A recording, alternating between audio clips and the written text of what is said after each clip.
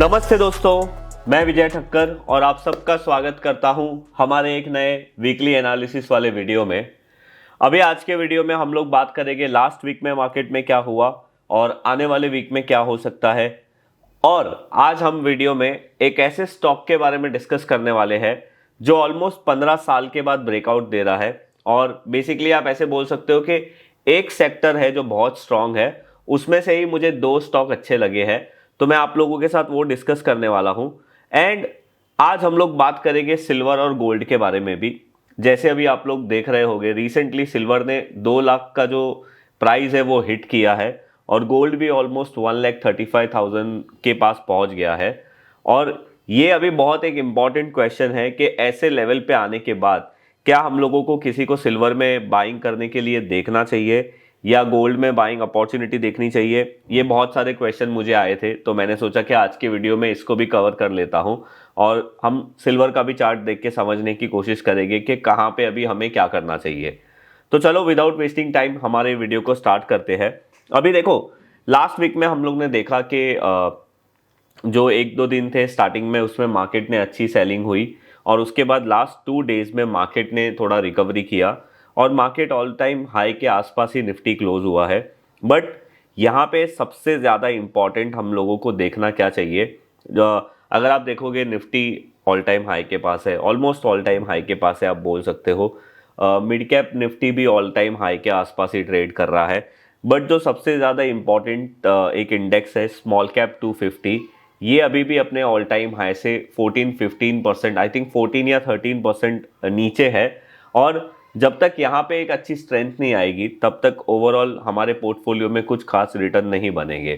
तो ये small cap 250 के ऊपर मैंने एक वीडियो बनाया था लास्ट वीक में, अगर आपने नहीं देखा है तो इसको देख लीजिए जाके। और हमने देखा कि लास्ट वीक में फेडरल बैंक है, उन्होंने भी 25 बेसिस पॉइंट से रेट कट किया था, तो वो भी एक अच्छी न्यूज़ थी। चलो अभी विदाउट वेस्टिंग टाइम चार्ट्स में जाते हैं और समझते हैं कि क्या लगता है। वैसे आप लोगों को डिस्क्लेमर दे दूं कि यहाँ पे जो भी मैं चीज़ शेयर कर रहा हूँ ये सिर्फ प्राइस एक्शन के बेसिस पे मेरे नॉलेज के हिसाब से मैं आप लोगों को शेयर कर रहा हूँ। कोई भी मैं बाइंग सेलिंग रिकमेंडेशन आप लोगों को नहीं दे रहा हूँ।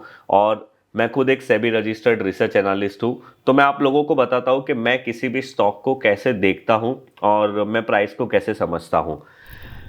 अभी आप लोग जो चार्ट देख रहे हो ये निफ्टी का वीकली टाइम फ्रेम का चार्ट है। और आप यहाँ पे एक चीज़ नोटिस करना, अभी रिसेंटली 2024 में सितंबर में निफ्टी ने हाई मारा था, उसके बाद मार्केट ने अच्छा करेक्शन किया और अभी लास्ट वीक ही हमने लास्ट वीक भी किया था ऑल टाइम हाई को टच, और उसके पहले भी एक वीक में किया था। बट अभी मार्केट यहाँ पे आके थोड़ा बहुत कंसोलिडेट कर रहा है और ये प्राइस एक्शन जो है ना ये नॉर्मल होता है।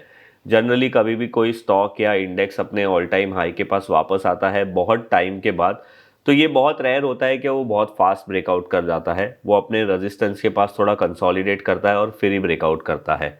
अगर इंपॉर्टेंट सपोर्ट की बात करो तो 25,300 है, जो मैंने आप लोगों को लास्ट वीडियो में भी बताया था, ये स्विंग लो है। और अगर आप डेली टाइम फ्रेम में देखोगे तो भी मार्केट अभी फिलहाल यहाँ पे तो मुझे मार्केट में कोई प्रॉब्लम नहीं लग रही है। अगर आप बैंक निफ्टी देखोगे तो बैंक निफ्टी भी लास्ट वीक थोड़ा गिरा, बट अगेन बैंक निफ्टी में थोड़ी स्ट्रेंथ आई है। बट यहाँ पे एक फ्राइडे को मुझे कुछ अलग चीज़ दिखी, वो मैं आप लोगों को दिखाना चाहता हूँ। ये डेली टाइम फ्रेम का कैंडल है। यहाँ पे देखो फ्राइडे मार्केट में मतलब बैंक निफ्टी में इतनी ज़्यादा मूव नहीं आई। अगर आप सिर्फ फ्राइडे का ये देखोगे तो बैंक निफ्टी ऑलमोस्ट 0.30% चला है, जबकि अगर आप डेली टाइम फ्रेम पे निफ्टी देखोगे फ्राइडे मूव तो ऑलमोस्ट 0.57%, विच इज़, मैं परसेंटेज में इसलिए बोल रहा हूँ कि आप लोगों को ये समझ में आए कि बैंक निफ्टी ज़्यादा नहीं चला, निफ्टी ज़्यादा चला। तो ये एक बहुत ही अच्छी चीज़ है। अभी ये तो सिर्फ एक डेली टाइम फ्रेम में एक मूव आई है, एक दिन में ही आई है। अगर हमारा मार्केट वापस से बैंक निफ्टी के ऊपर आउट परफॉर्म करना शुरू करेगा तो वो भी एक अच्छी बात होती है। तो ओवरऑल निफ्टी को और बैंक निफ्टी को देख के ये लग रहा है कि अभी मार्केट फिलहाल स्ट्रांग है और यहाँ पे कोई दूसरी प्रॉब्लम नहीं है। अभी अगर हम लोग सेक्टर एनालिसिस की बात करें तो आप यहाँ पे देखो, निफ्टी का जो हमारा सेक्टर्स है सारे, उसमें हम यहाँ पे देख सकते हैं कि जितने सेक्टर है उसमें से ऑलमोस्ट 47 सेक्टर में से लास्ट वीक में निफ्टी वेव्स करके एक सेक्टर है, ये रिसेंटली नया ही सेक्टर आया है हमारे यहाँ पे। इसमें एंटरटेनमेंट, गेमिंग और मीडिया के रिलेटेड कुछ स्टॉक है, तो वो ऑलमोस्ट 2% चला।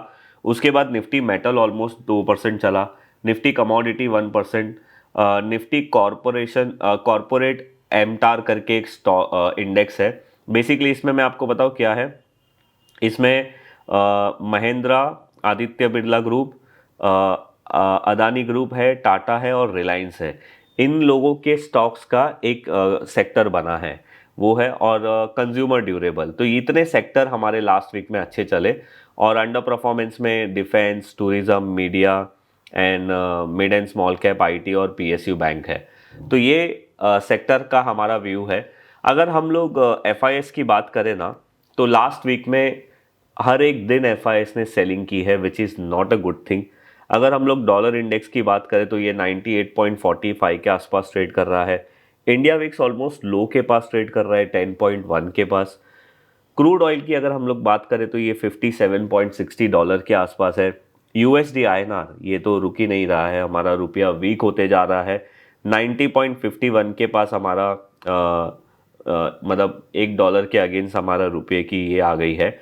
एंड ये सारे पैरामीटर्स में से एक एफआईएस की सेलिंग और हमारा जो रुपी है वो कंटिन्यूसली वीक होते जा रहा है, which is not a good thing.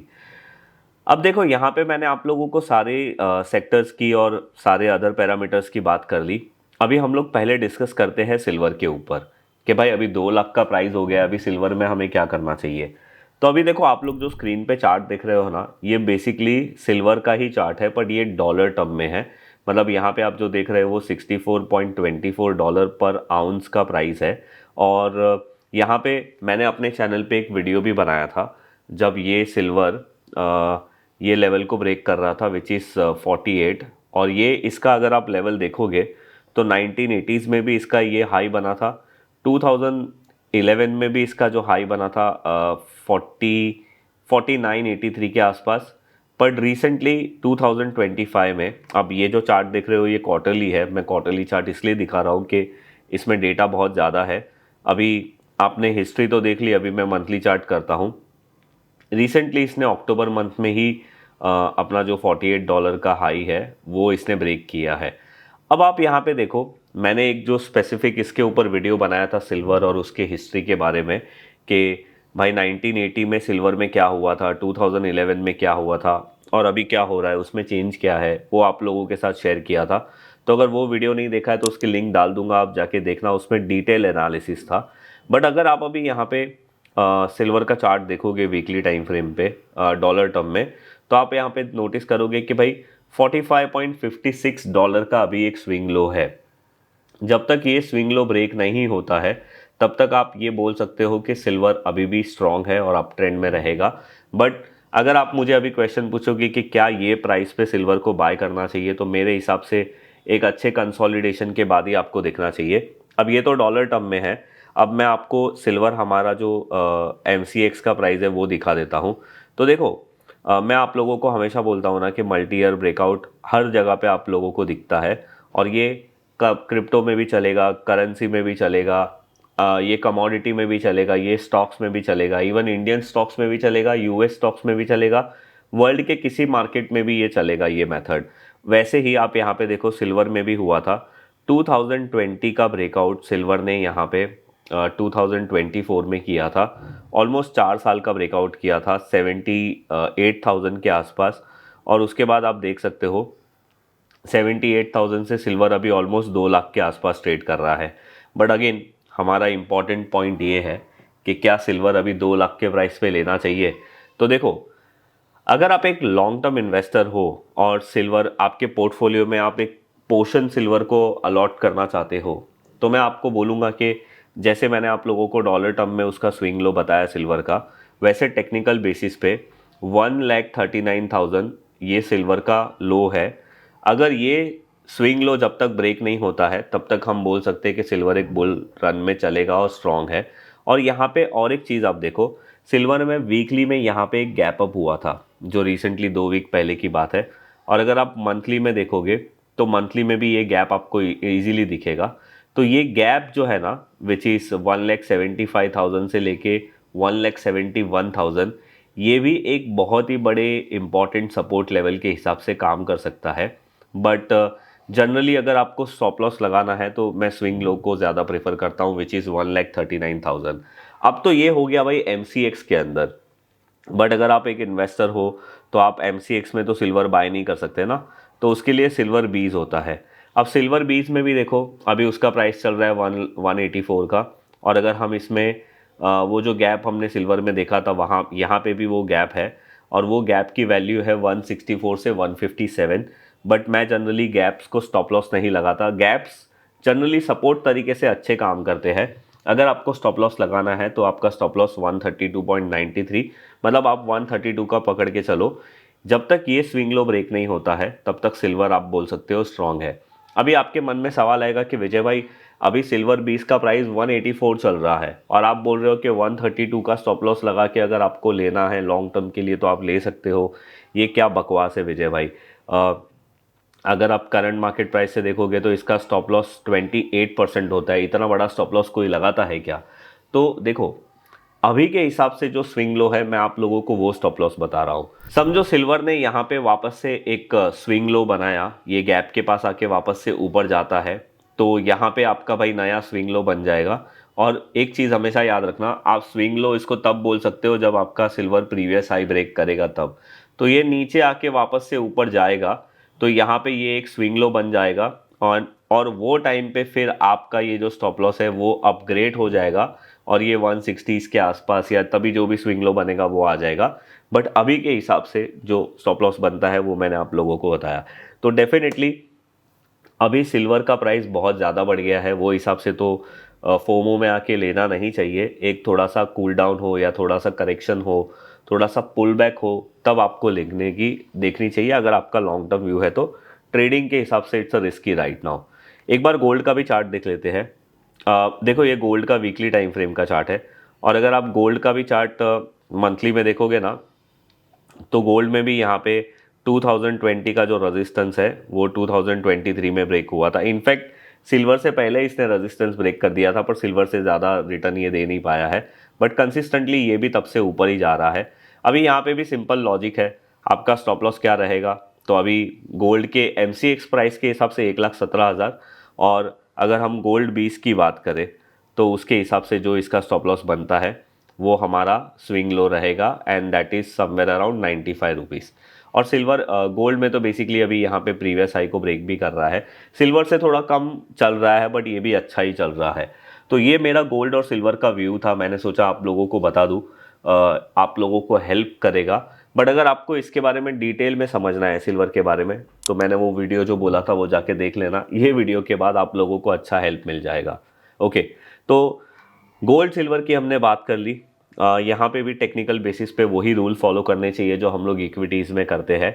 But अभी आते हैं हम हमारे आज के स्टॉक के ऊपर, और वो जो सेक्टर है जिसकी मैं बात कर रहा हूँ वो बेसिकली सेक्टर है निफ्टी मेटल का। और आप यहाँ पे देखो ये निफ्टी मेटल का मंथली टाइम फ्रेम का चार्ट है। निफ्टी मेटल अभी अपने ऑल टाइम हाई के पास चल रहा है, और इसके अंदर जो पहला स्टॉक है जो मुझे ज़्यादा अच्छा लग रहा है वो है हिंदुस्तान जिंक। और ये हिंदुस्तान जिंक का आप वीकली टाइम फ्रेम का चार्ट देख रहे हो। अब यहाँ पे क्या हुआ, ये स्टॉक है ना अभी कुछ टाइम से इसने जो रिसेंटली 800 पे हाई मारा था उसके बाद ये ऑलमोस्ट 380 हो गया था, ऑलमोस्ट आधा हो गया था। और मुझे लगता है ये हाई सितंबर, अच्छा ये मई महीने का हाई था, और मार्च महीने में इसने बॉटम बनाया। बट अभी यहाँ पे इसने एक अच्छा ट्रेंड लाइन ब्रेकआउट दिया है और विथ गुड कैंडल दिया है, ये जो मैंने आप लोगों को यहाँ पे ट्रेंड लाइन बना के दिखाया है। तो यहाँ पे देखो इसका जो ब्रेकआउट है ये ऑलमोस्ट 530 के आसपास हुआ है, और इसका जो कैंडल है ना वो भी स्ट्रॉन्ग है। इनफैक्ट अगर आप यहाँ पे देखोगे तो इसमें वॉल्यूम भी अच्छा हुआ है, और अगर आप वॉल्यूम कैंडल करके भी देखोगे तो आप लोगों को क्लियरली दिखेगा कि ये स्टॉक ने एक अच्छा ब्रेकआउट किया है। इसका जो नेक्स्ट रेजिस्टेंस है ये इसका ऑल टाइम हाई है 750 से लेके 800 के आसपास का। और अगेन अगर ये अपना स्विंग लो ब्रेक करता है विच इज़ 450 तो ये ट्रेड खराब हो जाएगा, ये चीज़ आप ज़रूर ध्यान में रखना। और आज का जो हमारा दूसरा स्टॉक है जो ये सेम सेक्टर से है, जिसने ऑलमोस्ट 15 साल के बाद ब्रेकआउट दिया है, और इसके बारे में मैंने आप लोगों को पहले भी बताया था कि आप वॉच लिस्ट में रखना, उसका नाम है वेदांता। देखो वेदांता का जो ब्रेकआउट है 2010 का प्राइस 2024 में अटेम्प्ट किया था, अक्टूबर नवंबर मंथ में, इवन सितंबर में भी, बट ब्रेकआउट फेल हो गया। बट वापस से ये स्टॉक अपने प्रीवियस रेजिस्टेंस को ब्रेक कर रहा है विच इज़ 527। तो ये एक अच्छी चीज़ है, आप इसके ऊपर ज़रूर ध्यान दे सकते हो। अभी इसका स्विंग लो तो बहुत ज़्यादा नीचे है 420, बट येस अगेन अगर ये 470 के नीचे या 460 के नीचे आ जाएगा तो यहाँ पे इसका भी ये ब्रेकआउट फेल हो जाएगा।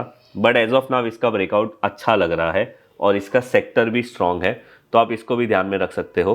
तो ये थे हमारे वो दोनों स्टॉक जो मुझे अच्छे लग रहे हैं। और देखो यहाँ पे एक सिंपल रीज़न है, इसका सेक्टर भी स्ट्रांग है और ये दोनों स्टॉक में प्राइस एक्शन भी अभी स्ट्रांग हो रहे हैं, तो मैंने आप लोगों को बता दिया। और गोल्ड और सिल्वर के बारे में भी मैंने अपना व्यू आप लोगों को दे दिया। अभी आप नीचे कमेंट करके बताइए कि आप लोगों को क्या लगता है कि गोल्ड और सिल्वर में हमें क्या करना चाहिए। और ये दोनों स्टॉक के अलावा भी आपके वॉच लिस्ट में कोई स्टॉक है तो वो भी मुझे बताइए। वैसे हमने हमारे चैनल पे कल एक पॉडकास्ट लाइव किया था जिसके अंदर रोहन जी ने हमारे साथ डिस्कस किया है कि हमारे पोर्टफोलियो में किसी भी खराब स्टॉक को एग्जिट करने का इम्पोर्टेंस क्यों ज़्यादा होता है और बहुत सारे लोग उसको कैसे अवॉइड करते हैं। तो इसके ऊपर हमने है ना पूरा डिटेल में ये पॉडकास्ट बनाया है जहाँ पे रोहन जी ने एग्जिट के इम्पोर्टेंस के बारे में बताया है कि कैसे आप अपने पोर्टफोलियो में खराब स्टॉक को एग्जिट करके अगर अच्छे स्टॉक के साथ रिप्लेस करते हो तो आपके पोर्टफोलियो का परफॉर्मेंस ऑटोमेटिकली अच्छा हो जाता है। तो अगर आपको ये पोर्टफोलियो का जो एग्जिट वाले रिलेटेड का मेथड है, इसका पॉडकास्ट अगर आपको देखना है तो हमने कल ही हमारे चैनल पे डाला था, मैं उसकी लिंक यहाँ पे डाल दूंगा, आप जाके ये पॉडकास्ट ज़रूर देखिए। और अगर आपको हमारे आरए सर्विस के बारे में ज़्यादा जानना है तो उसकी लिंक मैं नीचे डिस्क्रिप्शन में दे दूंगा, आप वहाँ पे जाके चेक कर सकते हो। और आप मुझे बताइए कि आप लोगों को ये वीडियो कैसा लगा। अगर अच्छा लगा है और आपको कुछ सीखने मिला है तो आप अपने फ्रेंड्स और फैमिली के साथ हमारा वीडियो ज़रूर शेयर करिए।